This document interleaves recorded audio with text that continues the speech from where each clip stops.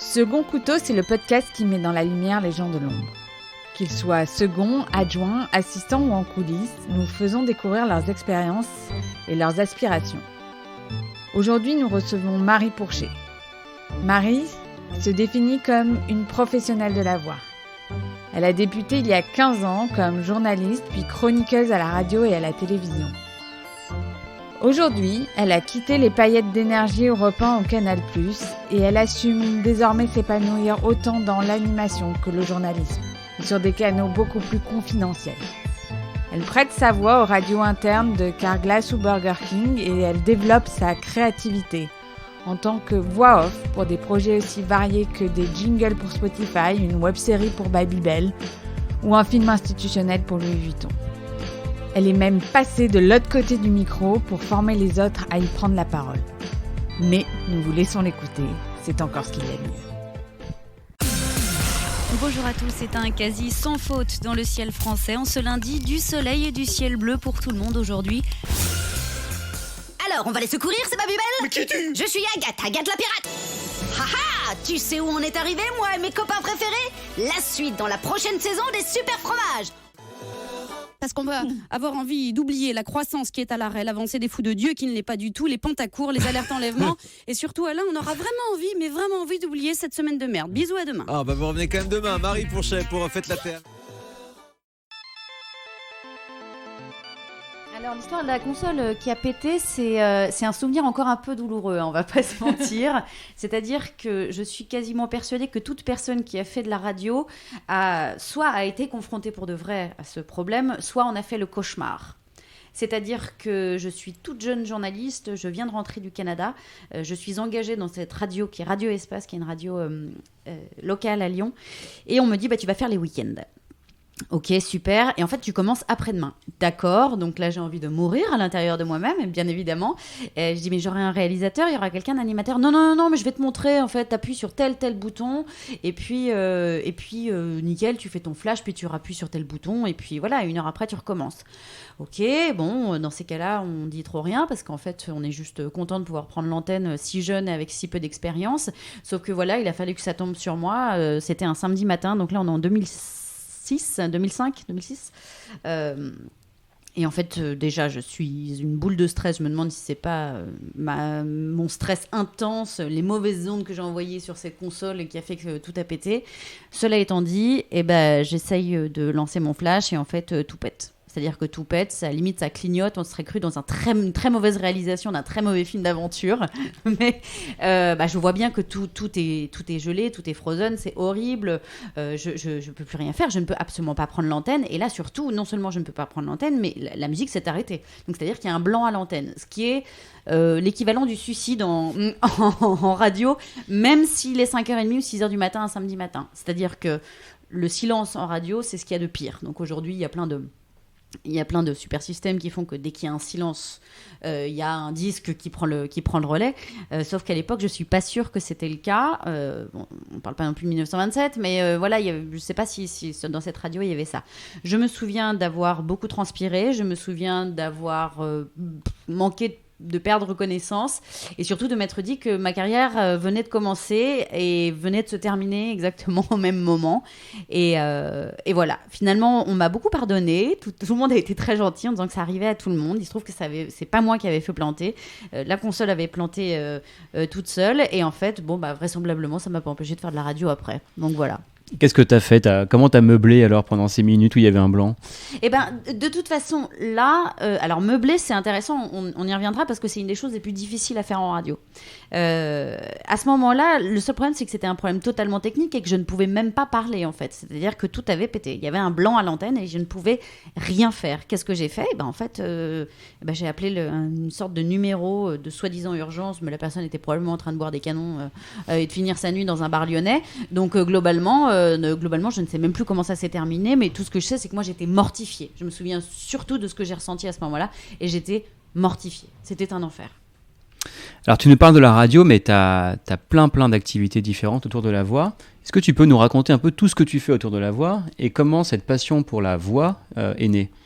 Alors, on va faire d'un point de vue chronologique. La passion pour la voix, elle est là depuis toute petite. Déjà, il y a beaucoup de chants chez moi, il y a beaucoup de chansons. Ma mère, ses sœurs, toujours énormément d'harmonie. Ça crie très fort, ça rit très fort, ça pleure très fort, ça dit très fort que ça s'aime, ça claque les portes. Donc déjà, il y a quelque chose de l'ordre de l'oralité et de l'expressivité qui est très forte dans mon enfance. Alors bien, on n'est pas du tout des méditerranéennes et tout, mais ça pourrait ressembler un petit peu à ça. Aussi loin que je me souvienne, j'avais ma tante à l'époque qui était journaliste sur France Inter et dont j'entendais la voix, et il y avait quelque chose de très naturel pour moi. Parce que c'est comme ces enfants, vous savez, dont les parents sont des gens très connus, mais bon, pour eux, c'est juste leur papa et leur maman. Voilà. Bon, moi, elle n'était pas très, très connue, mais entendre ma tante à la radio donner les informations toutes les heures, c'était quelque chose qui était totalement naturel. Très naturel et très fascinant à la fois. C'est-à-dire que je trouvais ça quand même incroyable. Donc là, ça a commencé comme ça. Et puis à l'âge de 5, 6, 7 ans, quand mes copines demandaient des poupées ou bien d'autres jouets, moi j'ai commencé à demander des micros en fait au Père Noël. Et mon premier micro était un Philips, il était jaune, il était merveilleux et je l'ai perdu. Ou alors j'ai dû le donner, le bazarder dans un moment d'adolescence absolument stupide. Et j'en suis très triste parce que j'aurais adoré garder cette relique, mon premier micro de ma vie. Donc après avoir eu mon deuxième micro, je crois, ma maman s'est dit qu'il fallait peut-être me faire causer d'une manière ou d'une autre. Un petit peu tôt pour faire de la radio à l'âge de 10 ans. Donc j'ai fait du théâtre. Et voilà, encore une fois, parler avec sa voix. Je me suis aussi rendu compte que quand on faisait du théâtre, on faisait des exercices de chant, des exercices de souffle, des exercices de colonne d'air. Et qu'en fait, les vrais comédiens, désolé aux humoristes et même à mes amis humoristes qui m'écoutent et qui ont des micros sur scène, les vrais tout petits guillemets comédiens, en fait, ils sont pas sonorisés, ils sont supposés pouvoir se faire entendre du fond de la salle, même une salle de 1000 spectateurs. Donc voilà, la voix a commencé à avoir toute son importance aussi. Et à 15-16 ans, tu savais déjà ou tu voulais déjà en faire ta vie ? Alors, à 15-16 ans, je pense que c'est même pas une question que je voulais, c'est qu'il y avait quelque chose de l'ordre un peu de l'évidence. J'avais envie d'explorer un peu partout, parce qu'à 15-16 ans, quand on est déterminé, il y a quelque chose de pas très confortable. Enfin, pour moi, c'était pas très confortable de l'être, mais il y avait comme une petite évidence derrière la tête qui disait « Tu sais très bien que tu vas terminer derrière un micro, ma vieille, tu sais, c'est ce que tu sais faire, c'est ce qui te fait vibrer. » Oui, mais du coup, je savais pas trop si j'avais envie d'être comédienne, si je voulais être journaliste, si je voulais être animatrice. Il y avait aussi tout un snobisme autour des études. C'était quand même vachement plus sympa de dire qu'on voulait être journaliste qu'on voulait faire de l'animation. Alors qu'au final, tout à fait entre nous, maintenant que j'y pense, à l'âge de 36 ans, je me demande si j'aurais pas été une meilleure animatrice que journaliste. Mais bon, fermeture de la parenthèse. Je ne sais même plus dans quelles circonstances je me retrouve à 17 ans derrière les micros de Radio Brume, qui est une radio étudiante associative lyonnaise, qu'on captait très très mal. C'est-à-dire que quoi qu'on fasse, de toute façon ça grésillait. Et je leur propose en fait de faire une émission hebdomadaire qui s'appelle, que j'appelle Entre nous soit dit, qui est un nom très France Inter à l'époque, parce que j'écoutais sur France Inter. Et je décide de faire 1 heure ou 2, il me semble, le mercredi après-midi, sur l'activité culturelle à Lyon. Et donc, du coup, j'invite alors tel peintre qui fait telle expo dans tel vernissage, ou alors tel comédien, tel humoriste qui fait tel one-man à l'espace Gerson à l'époque.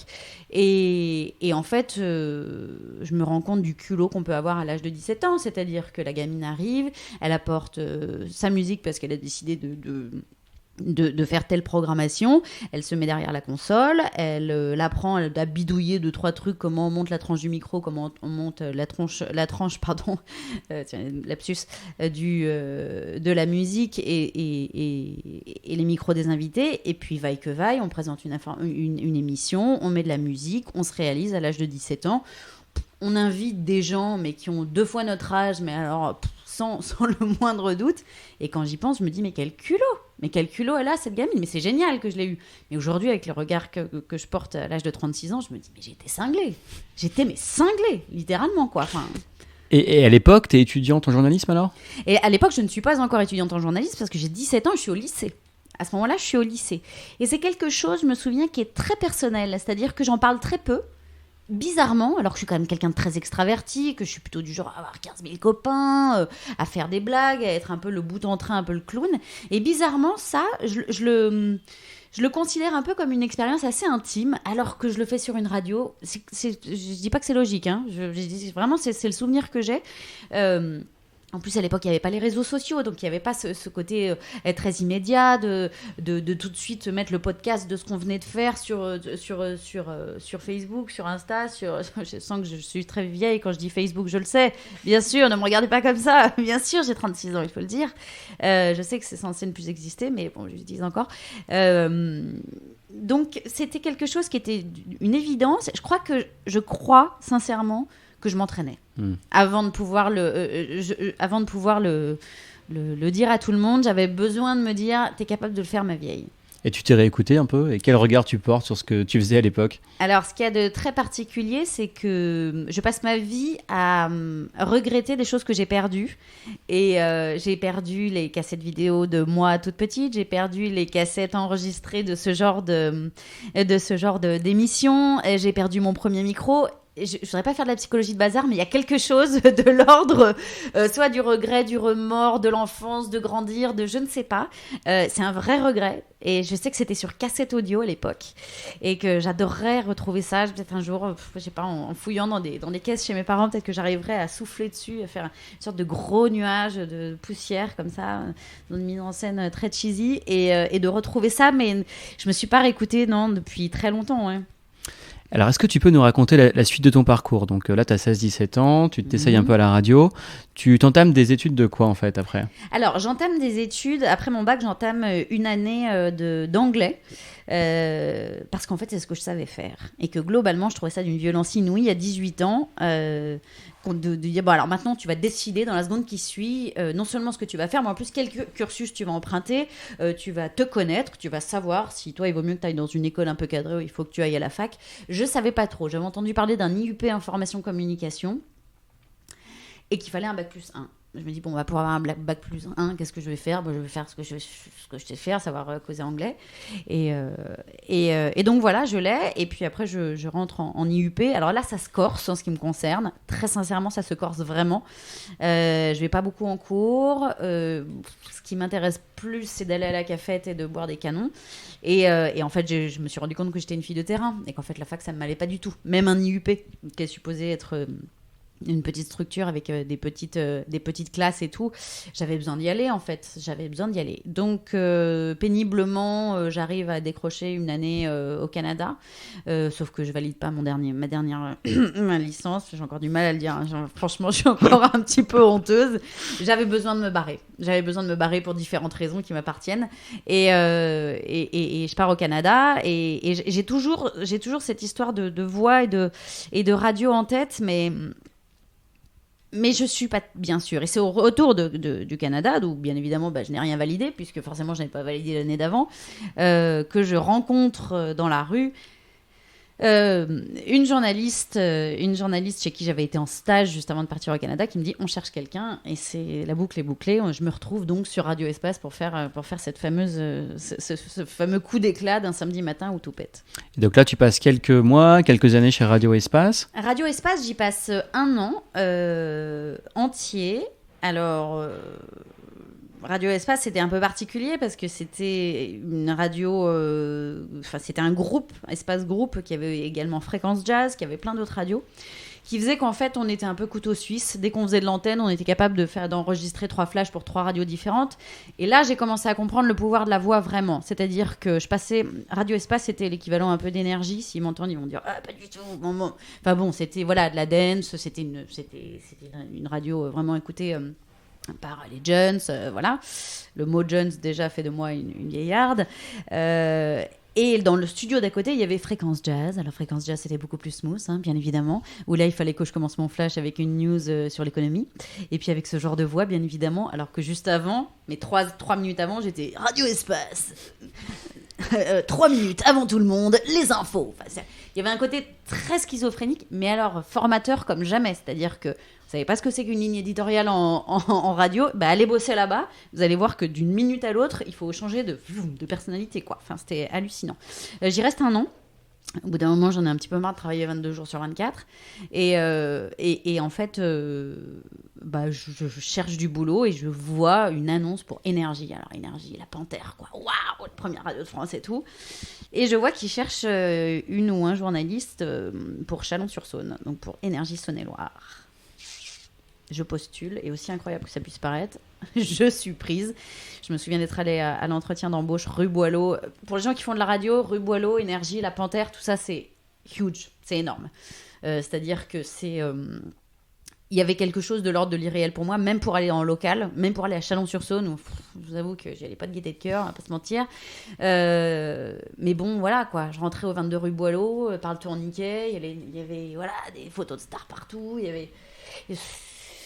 C'était dingue. Et je décroche ce job. Et donc, j'emménage à Chalon-sur-Saône pour aller faire les infos sur Énergie Saône-et-Loire le matin.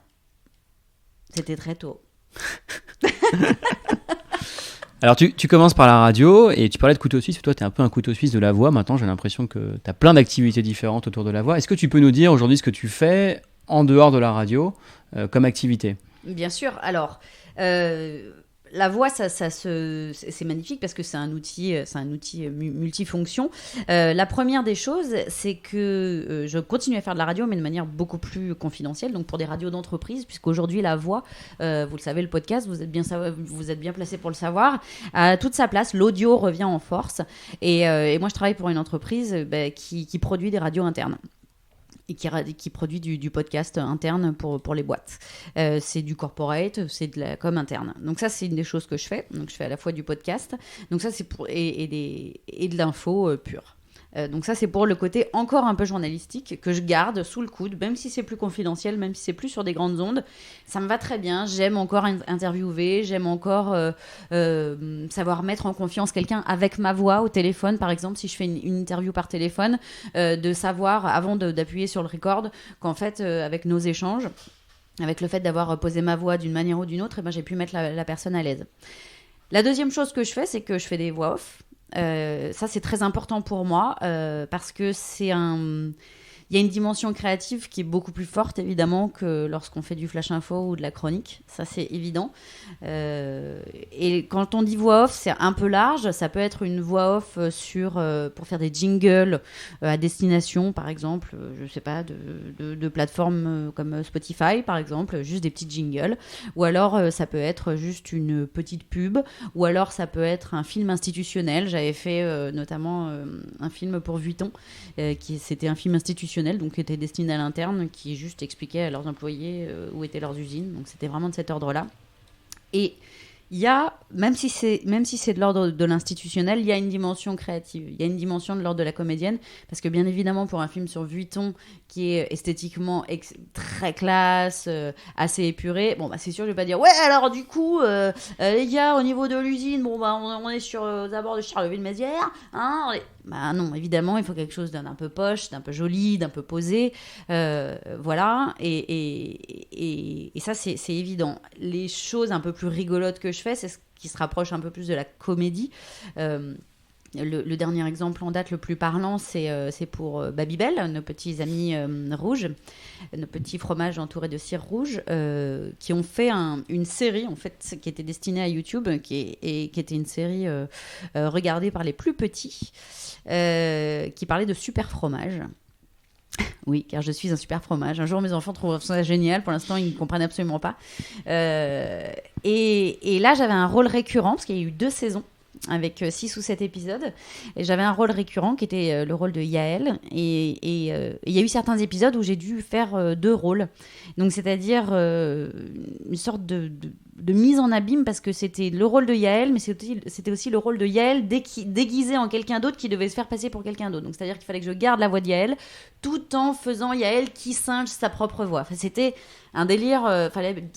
Heureusement que j'avais bien dormi la veille, parce qu'au niveau de la créa, c'était un peu compliqué.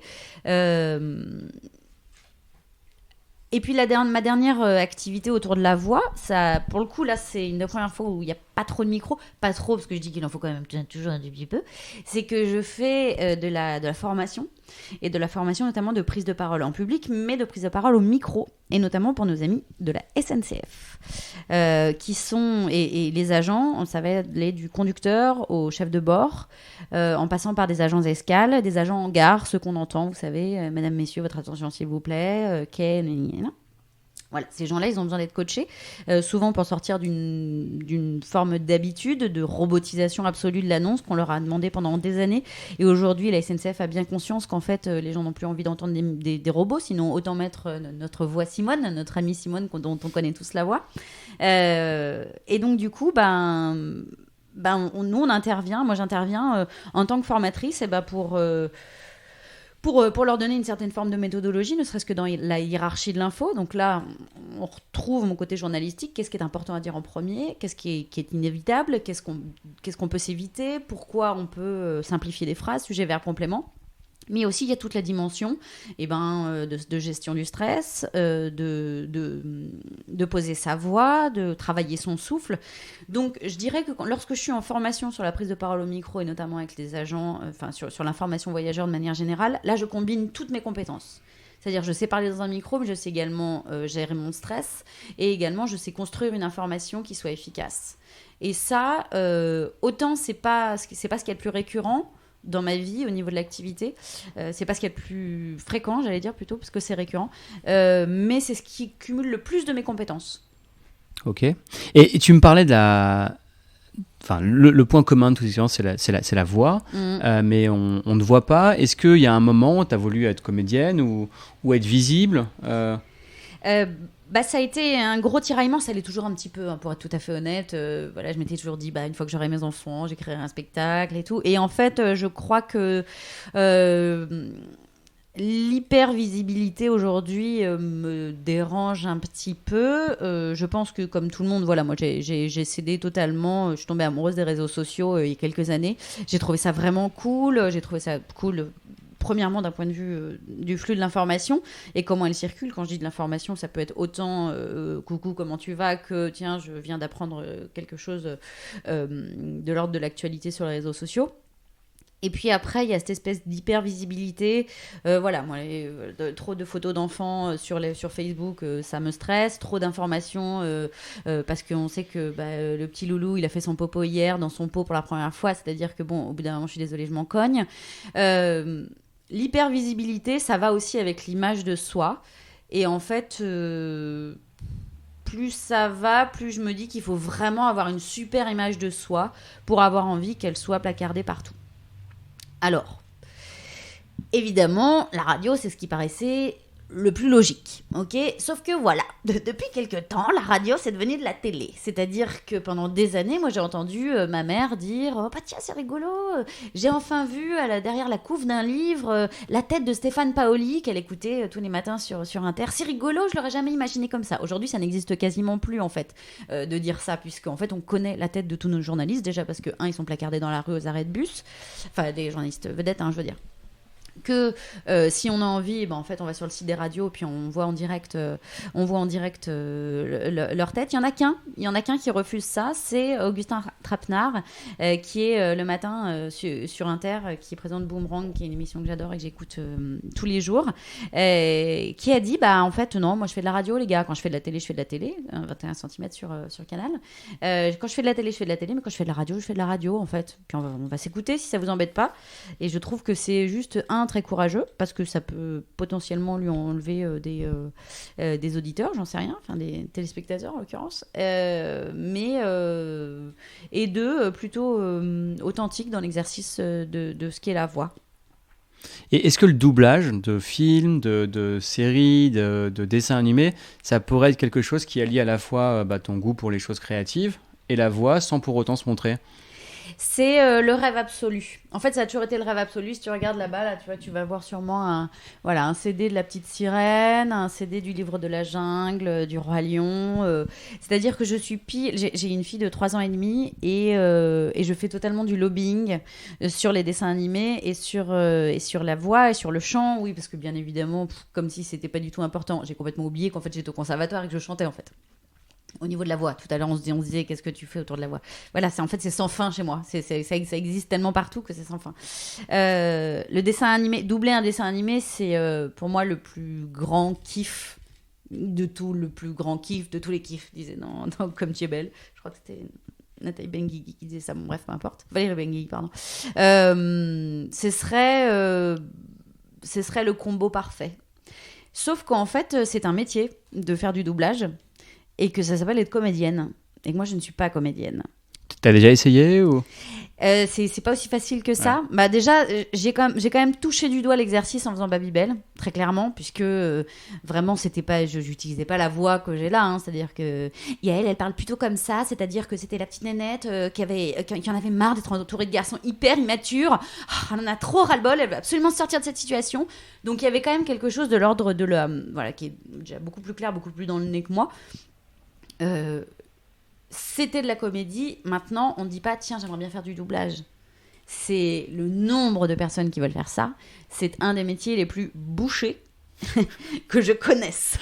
Il y a plusieurs choses à ça. Il y a plusieurs raisons à ça. La première, c'est que déjà, par exemple, les doublages de films, plus ça va, voilà, les films sont encore doublés en VF, mais plus ça va, plus, vous le savez, les gens sont beaucoup plus réticents à l'idée de voir les choses en VF. Voilà. Et puis une fois qu'on est dedans, on bouge plus, il est tellement bien ce métier, c'est tellement trop bien que en fait vous vous rendrez compte qu'on entend toujours les mêmes voix quasiment, hein, ou alors une fois que vous entendez, je sais pas, si vous regardez Le Roi Lion par exemple, quand il a grandi, quand il est donc à la fin de la chanson Hakuna Matata, Simba signifie, d'accord, donc sa voix d'adulte, bah en fait c'est la voix de Chandler dans Friends, d'accord, c'est Emmanuel Curtil, voilà, par exemple, c'est que des gens comme ça qui reviennent en fait tout le temps, voilà, la voix de Whoopi Goldberg, bah, c'est la voix de Monica dans Friends, c'est des gens qui sont capables de moduler et de faire en sorte de pouvoir coller au personnage, mais finalement quand on commence à s'y connaître un tout petit peu en voix, on va dire, ah bah oui, ça c'est la voix de machin. Ah bah ça c'est la voix de truc. Une des personnes au niveau de la voix qui est la plus fascinante, c'est Richard Darbois. Vous savez qui c'est, Richard Darbois ? Ça vous dit quelque chose ? Energy Music Awards. Voilà. Et ça vous dit aussi quelque chose vers l'infini et au-delà. Même personne, et ou encore Mel Gibson dans L'Arme Fatale. Ce type-là, donc déjà dans le métier, on l'appelait The Voice, tout simplement, avant même que le programme The Voice existe. Quand il venait enregistrer ses jingles dans les bureaux d'énergie, il sortait de l'ascenseur, il disait « Salut tout le monde !» Tout le monde avait la cage thoracique qui vibrait, en fait. Tellement il a des basses, ce type. J'ai jamais vu une voix pareille. Sincèrement, je n'ai jamais vu. D'ailleurs, c'est vraiment le mauvais verbe. Je n'ai jamais entendu une voix pareille. C'est-à-dire que ce type était capable de dire « Salut, tu vas bien ?» Il nous scotchait, en fait. Impossible de répondre « Oui, ça va, et toi ?» Sans être ridicule, en fait. Juste lui dire bonjour, on avait l'air de sombre merde. Enfin, pardon, mais c'était, genre, mais je suis une telle petite chose. Lorsque tu ouvres la bouche, c'était incroyable. C'est un des modèles, pour les gens qui s'intéressent un peu à la voix, vous dites Richard Darbois, on fait, ah oui, The King, quoi. The Voice, quoi. Ouais. Comment tu définirais ta voix, toi ? Alors, moi, j'ai une voix sans âge. J'ai ni particulièrement d'attachement à ma voix, ni je la trouve géniale, ni en fait que je la trouve très banale, ma voix. Elle est très très banale, elle est un peu sans âge, c'est-à-dire que si je mets un petit peu plus de souffle, je pourrais éventuellement me faire passer pour quelqu'un qui a 25 ans, hein, si je fais comme ça, si je parle un peu plus comme ça. Mais en fait, très vite, le naturel revient au galop. J'ai quand même beaucoup plus de base depuis quelques temps, bien évidemment, quelques années de cigarettes, de fiesta, d'enfants et de nuits blanches, bien évidemment. Donc aujourd'hui, je suis beaucoup plus dans les basses, mais je suis pas sûre que dans 10 ans, j'aurai une voix qui aurait plus changé que ça. Je sais pas. Je la trouve assez banale, en fait, ma voix. Je la trouve pas très reconnaissable. Elle a rien d'extraordinaire. C'est pas la voix, la voix française de Julia Roberts ou celle justement de Monica Geller dont je parlais, qui, tout de suite, elle ouvre la bouche, tu dis ok. Et qu'est-ce que tes clients cherchent dans ta voix, tu penses ? Quand tu bosses pour Babybel, par exemple, qu'est-ce qu'ils cherchaient chez toi ? Alors, chez moi, ils cherchaient pas ma voix. Ils cherchaient ma capacité à changer de voix. Je suis intimement persuadée que ma capacité à moduler et me rend vraiment service sur ce genre d'exercice. C'est-à-dire qu'ils se disent c'est bon, Marie, on l'a entendu, elle est capable de faire un peu le job, de pouvoir faire 2 personnages dans un même épisode, par exemple. En revanche, sur les missions un peu plus institutionnelles, un peu moins funky, ce qu'ils vont chercher, c'est plutôt ma compétence à poser ma voix et à savoir parler dans un micro, à savoir respirer au bon moment, à savoir respirer sur les bonnes ponctuations. Et là, pour le coup, mon identité vocale est pas ultra importante. En revanche, ma compétence, ma capacité à utiliser cet instrument, l'est plus. Ok. Et qu'est-ce qui te rend le plus fier aujourd'hui dans tes multiples activités ? Qu'est-ce qui te rend heureuse dans ton job ? C'est quand on reconnaît ta voix dans une publicité ? C'est quand tu as coaché des gens qui finissent par parler très bien eux-mêmes ? Ouais, en fait, ce qui est rigolo, c'est que là, tu viens déjà de me donner plusieurs sources de satisfaction. Je suis pas sûre qu'il y ait une chose dont je sois le plus fière, parce que mes activités, bien qu'elles tournent tout autour de la voix, sont tellement différentes les unes des autres, que ce soit quand je suis debout devant une dizaine d'agents SNCF qui finalement finissent par dire « Ah ouais, mais c'est marrant !» alors qui en général en plus rentrent dans la pièce en n'étant pas du tout convaincus. Ça c'est entre nous, hein. Non, je plaisante, je sais très bien. Enfin voilà, c'est un secret pour personne. Ils sont pas toujours très convaincus avant que je rentre dans la pièce. Et puis si à la fin ils me disent ouais, ok, ouais, bah oui, bah je veux ça, ce petit truc là, je vais le retenir. Oui, ça va m'aider. Là, je suis la plus heureuse du monde. Pour moi, j'ai vraiment réussi mon pari. Mais que ce soit aussi quand, je sais pas, je re-regarde une vidéo que j'ai doublée et je me dis, mais c'est pas mal en fait ce que je fais. C'est la plus grande satisfaction. Ou alors quand on vient me chercher. Ça, c'est dans n'importe quel job. Quand on vient de vous chercher en disant, bah, on aimerait bien que tu fasses ça, c'est quand même top, quoi. On a pensé à toi pour faire ça. Qui trouverait ça vachement désagréable? Et est-ce qu'il y a un truc lié à l'ego aussi, le fait d'être entendu par des millions de personnes? Bien sûr, mais évidemment, il y a quelque chose de très narcissique là-dedans. Écoutez, si j'avais pas un minimum de narcissisme, je serais expert comptable enfermé dans un bureau et je voudrais que personne me regarde. Ce serait d'une malhonnêteté absolue que de dire que quand on travaille avec sa voix, on n'aime pas un peu s'écouter. Moi, ceux qui disent ça, franchement, c'est bullshit. Toi, par exemple, là, t'as des écouteurs sur les oreilles, ça te pose aucun problème de t'entendre dans un micro? Mais ça ne me pose pas de problème. 2, ça me rend énormément service. Tu sais pourquoi? Et t'aimes ça même? J'aime t'entendre? Parce que je contrôle. Il y a quelque chose de l'ordre du contrôle quand même. Là, pour le coup, c'est pas un ego trip d'avoir le casque sur les oreilles. Si je te l'ai demandé, c'est parce que c'est vraiment une habitude pour le coup de métier, quoi. Je sais pas comment font les gens. Bah, d'ailleurs, quand je vais en gare et que je forme des agents SNCF qui doivent parler dans le micro, qui sont au milieu d'un centre opérationnel où il y a 12 000 personnes qui parlent autour et qui peuvent être déconcentrées toutes les 2 secondes, je me dis, mais comment vous faites, les gars? C'est-à-dire que même les plus grands journalistes de radio, la plupart ont un casque sur les oreilles ou alors un écouteur, au moins une oreille. C'est une histoire de... Je contrôle ce que je dis, je contrôle le volume de ma voix, je contrôle... Là, on enregistre sur un matériel... avec lequel je travaille, du coup, que je connais un petit peu. Et c'est important pour moi de savoir que c'est OK. Mais là, c'est plus d'un point de vue technique, contrôle. Mais pour revenir sur la part de narcissisme, évidemment. Qu'est-ce que c'est que ces conneries de dire « Non, mais moi, en fait, j'aime pas du tout qu'on m'écoute. » Bah, ne parle pas dans un micro. Alors, c'est-à-dire qu'à un moment donné... Sinon, moi, ça me fait penser aux copines qu'on avait en 3e et qui, dans un cours de dessin, disaient « Non, regarde, il est trop laid, mon dessin. » C'est un truc absolument splendide. Bon...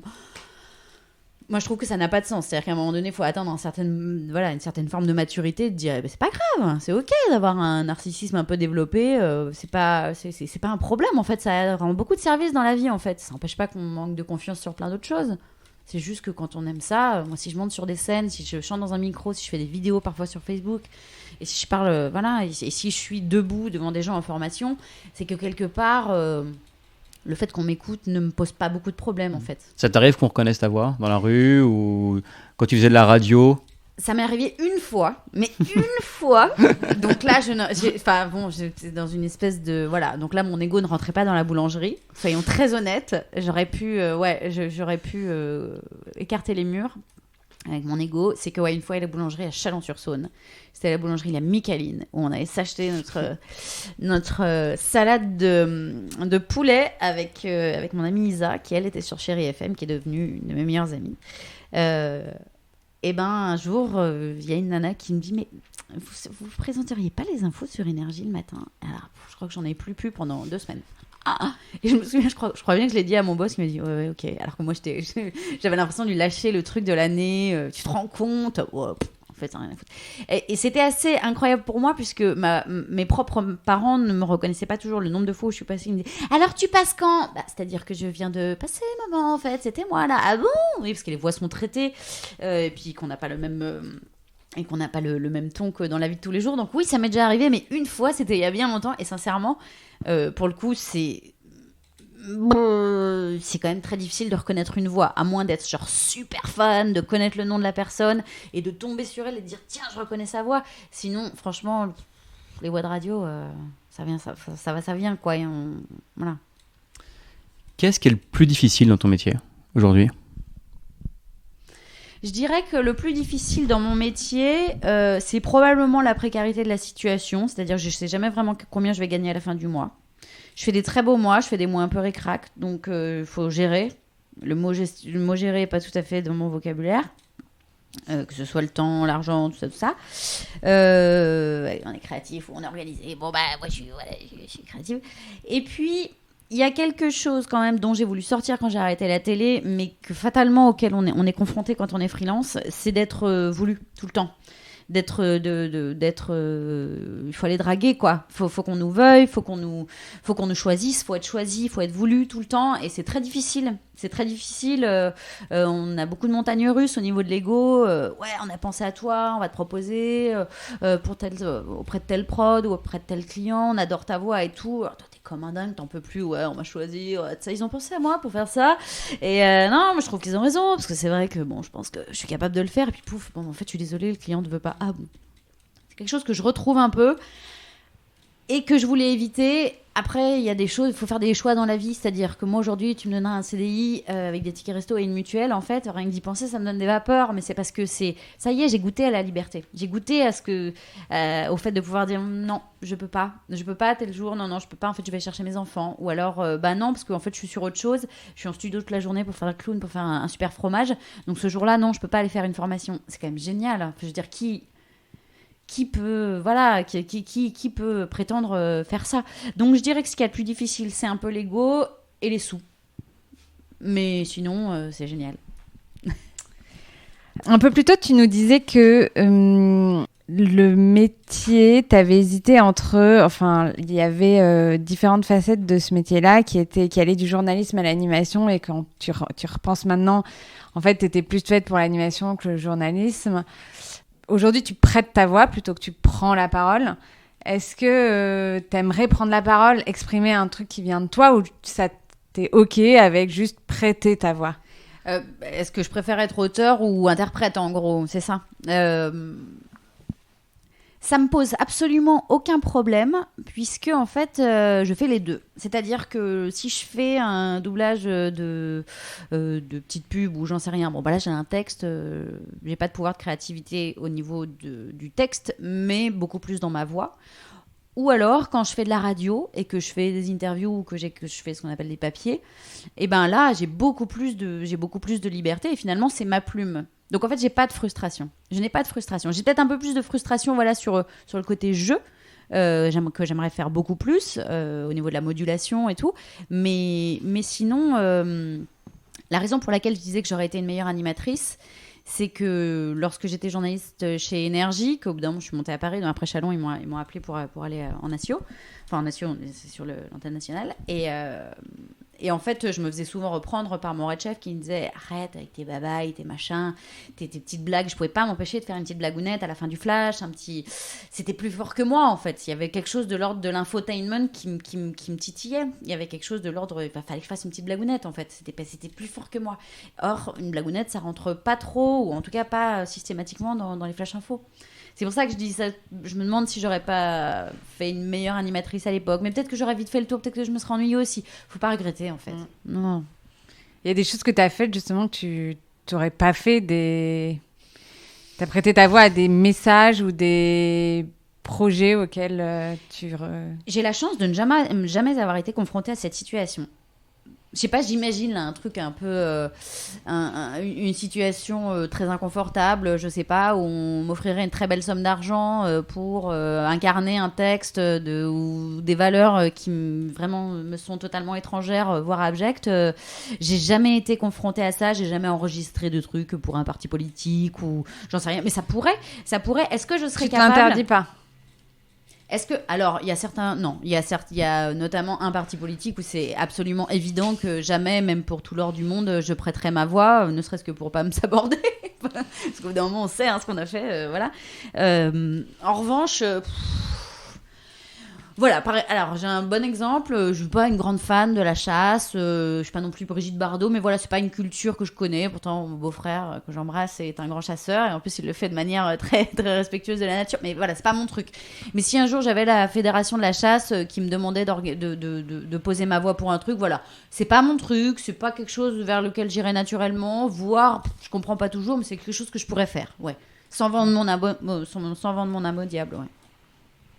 Et inversement, il y a un truc qu'on t'a jamais proposé, on a parlé du doublage d'animation, mais voilà, il y a peut-être des choses qui te trotteraient dans le coin de la tête, un truc que tu dis, ça, ce serait pour moi, pour ma voix, pour moi, pour... Ouais, bah il y a un truc, je sais pas si vous connaissez Loonix, c'est des petites boîtes à histoire, c'est une boîte française qui fait ça, c'est vachement bien d'ailleurs, ils sont en train d'être copiés à mort.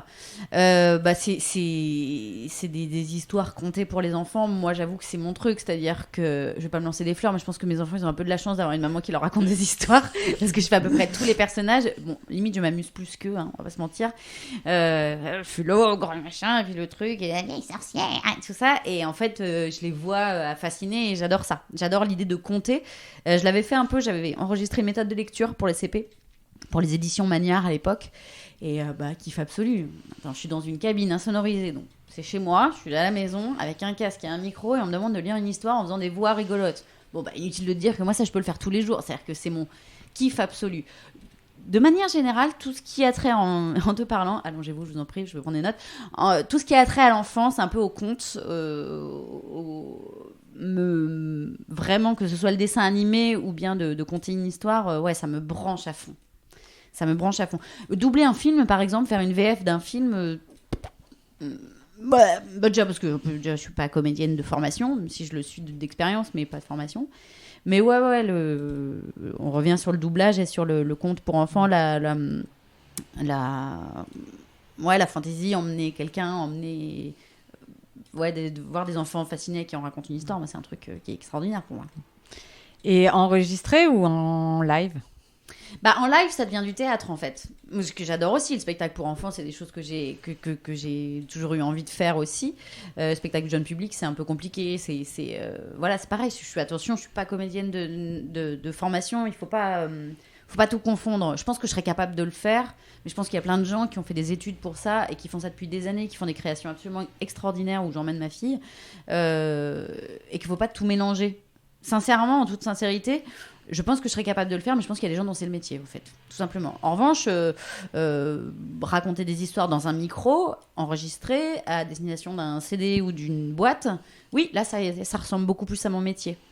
Faut pas tout mélanger, même si dit la meuf qui a 50 métiers différents, mais voilà, être comédien, c'est être comédien, en fait. Et je suis pas comédienne. Et tu parles de tes enfants, t'enregistres pour tes enfants ou tu leur fais que... Ce serait une idée, tiens. Écoute, ce serait une idée. Ma mère avait trouvé une édition qui fait ça, notamment avec... elle avait trouvé un boucle d'or où, en fait, elle pouvait s'enregistrer à chaque page. Et du coup, ma fille a ça avec la voix de ma mère qui raconte l'histoire à chaque page, comme un bouton. Si vous avez déjà vu les livres pour enfants, les livres musicaux. Et je trouve ça assez cool. Ça, c'est typiquement le genre de truc. Mais alors moi, j'adorerais faire ça. Ouais, carrément. Mais ce serait cool. Je pourrais faire ça pour mes enfants. Ouais, c'est clair. Je pourrais leur inventer des histoires. Déjà, je leur invente des histoires le soir.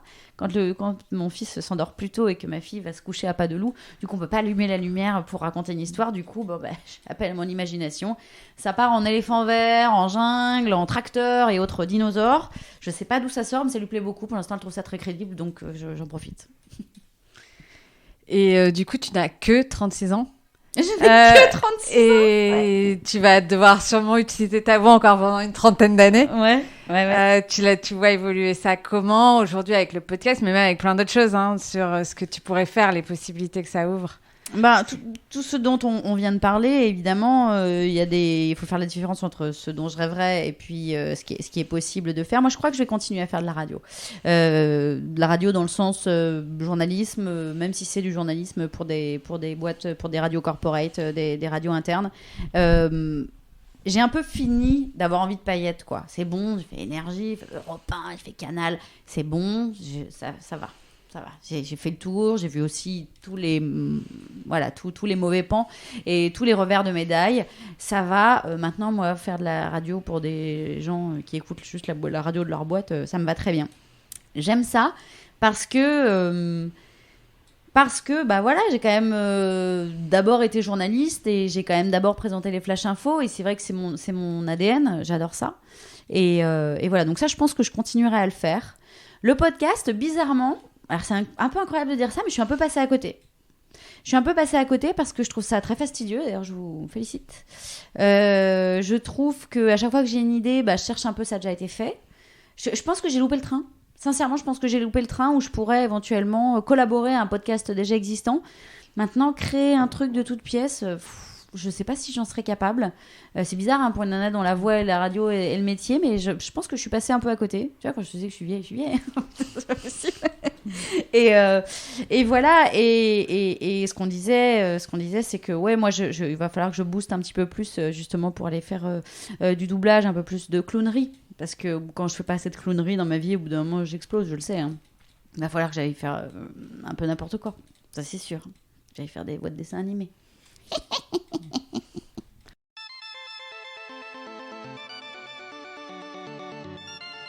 Un immense merci à Marie Pourchet de nous avoir reçus chez elle cet hiver et de nous avoir livré sans filtre et joyeusement son parcours, ses moteurs et ses rêves.